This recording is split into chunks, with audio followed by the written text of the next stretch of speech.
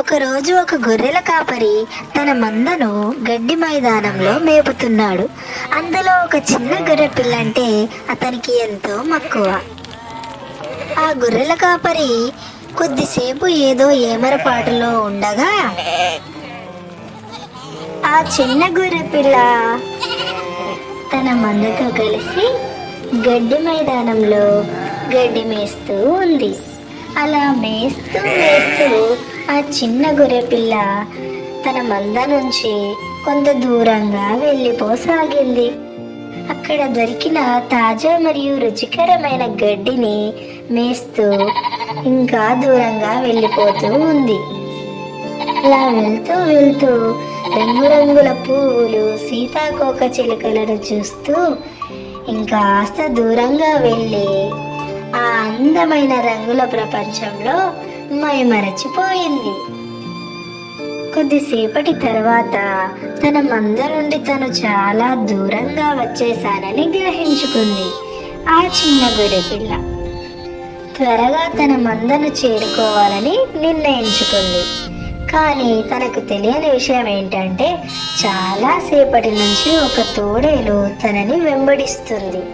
ఆకలితో ఉన్న ఆ తోడేలు తన పైకి వచ్చేసరికి భయంతో హడలిపోయింది. బలవంతుడైన ఆ తోడేలు నుండి తప్పించుకోవడం అసాధ్యమని గొర్రెపిల్లకు అర్థమైంది. అప్పుడు ఆ గొర్రెపిల్ల తోడేలుతో ఇలా అంది, ఇప్పుడు నువ్వు నన్ను తినేస్తావా? నిస్సందేహంగా తినేస్తాను అని చెప్పింది తోడేలు. అయ్యో, నన్ను తినేయొద్దు, నేను చెప్పేది కాస్త విను.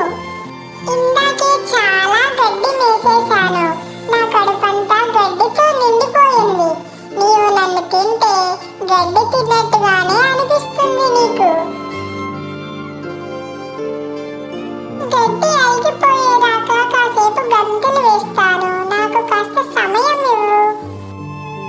అలాగే, ఎలాగూ నా చేతికి చిక్కావు కదా.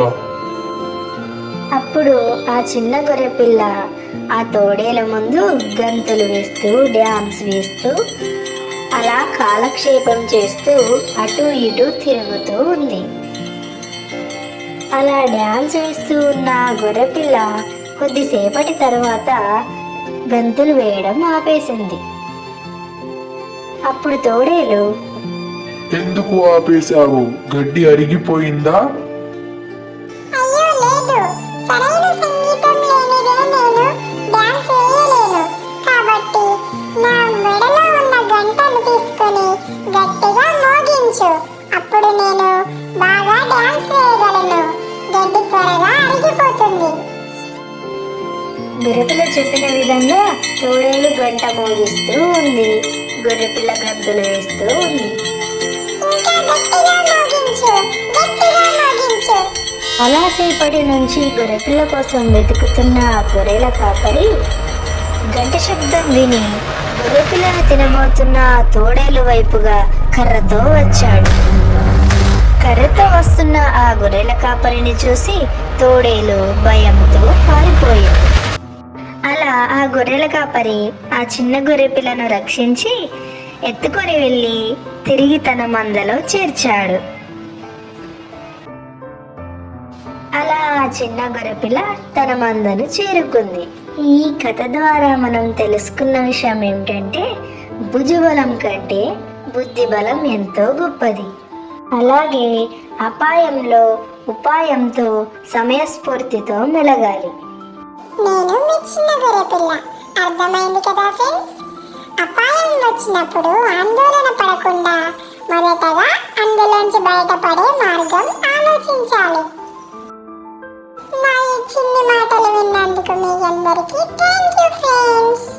అయ్యో, గంట లేకుండా బాలేను కదా, అందుకే గంట సింబల్ నొక్కి సబ్స్క్రైబ్ చేసుకోండి. నా గంట నాకు వచ్చేస్తుంది.